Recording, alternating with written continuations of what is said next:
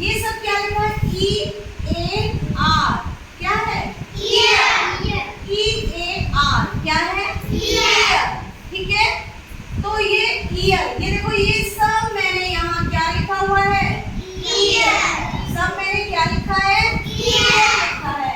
और यहाँ मैंने हिंदी में नाम लिखे हैं, जैसे कि कान है, पास है, डर है, प्यारा है, साफ है, साल है, आंसू है, भालू है, औजार है, सुनना। ठीक है, अब हम क्या करेंगे? इन्हीं के हम इंग्लिश वर्ड लिखेंगे, इनके हम इंग्लिश वर्ड लिखेंगे, लेकिन सभी में आवाज किसकी आ रही है? लास्ट में ईयर। किसकी आवाज आ रही है? ईयर। सब में लास्ट में आवाज ईयर आ रही है। तो वो क्या है? Rhyming word. आप जैसे कविता बोलते हो, ठीक है, छोटे बच्चे की कविता होती है, तितली उड़ी बस पे चढ़ी, तो देखो उसमें उड़ी भी है और चढ़ी, दोनों एक ही तरह के वर्ड आवाज आ रही है ना दोनों में, तो क्या है वो? राइमिंग वर्ड है। ठीक है, इसी तरह से मछली जल की रानी है और जीवन उसका पानी है, तो रानी है और पानी है, दोनों में कैसी आवाज आ रही है? एक जैसी आवाज आ रही है, दोनों में एक जैसी आवाज है ना, तो वो सब क्या होते हैं? राइमिंग वर्ड होते हैं। ओके, तो अब हम क्या करेंगे? अब जैसे कि ये ईयर है, ईयर मीन्स क्या होता है? सबसे पहले देखो, ईयर मीन्स होता है कान, वो उसकी स्पेलिंग ही क्या है? ईयर, EAR, उसकी स्पेलिंग ही क्या है? EAR, ईयर मतलब कान। फिर मैंने लिखा है यहाँ पे पास, तो पास को इंग्लिश में बोलते हैं नियर। क्या बोलते हैं? नियर।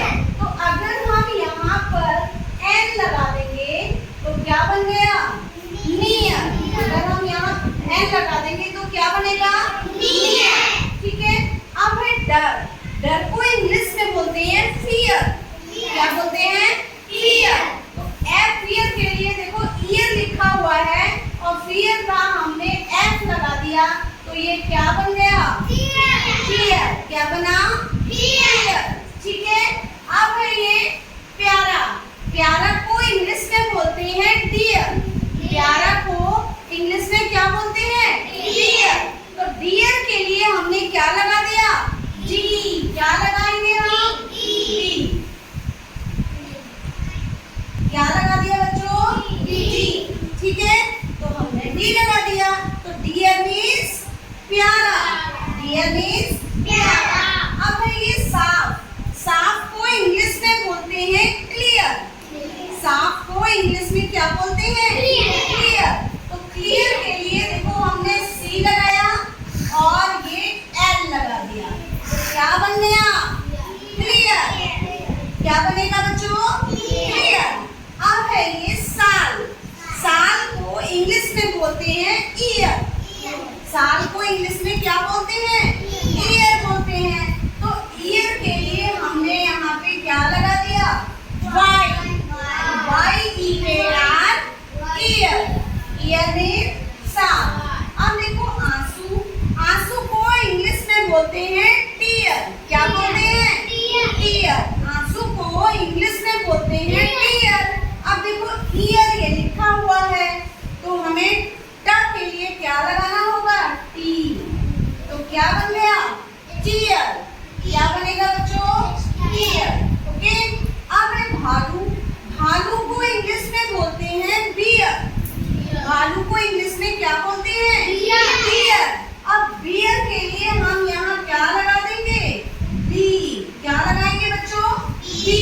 तो बियर मीन्स भालू। अब है औजार, औजार को इंग्लिश में बोलते हैं गियर। औजार को इंग्लिश में क्या बोलते हैं? गियर। अब ईयर लिखा हुआ है और ग के लिए हम क्या लिखेंगे यहाँ पे? जी। क्या लिखेंगे बच्चों? जी। तो क्या बन गया? गियर। गियर मीन्स औजार। अब है सुनना, सुनना को हम इंग्लिश में बोलते हैं हियर। क्या बोलते हैं? हियर। और हियर के लिए हमें क्या लगाना होगा? एच। क्या लगाएंगे हम? एच। तो हमने यहाँ एच लगा दिया। तो चलिए अब देखो आप इसमें सारी आवाज कैसी आ रही है? लास्ट में ईयर, इसकी आवाज साउंड आ रही है? ईयर। तो देखो ईयर, ईयर मीन्स कान, ईयर मीन्स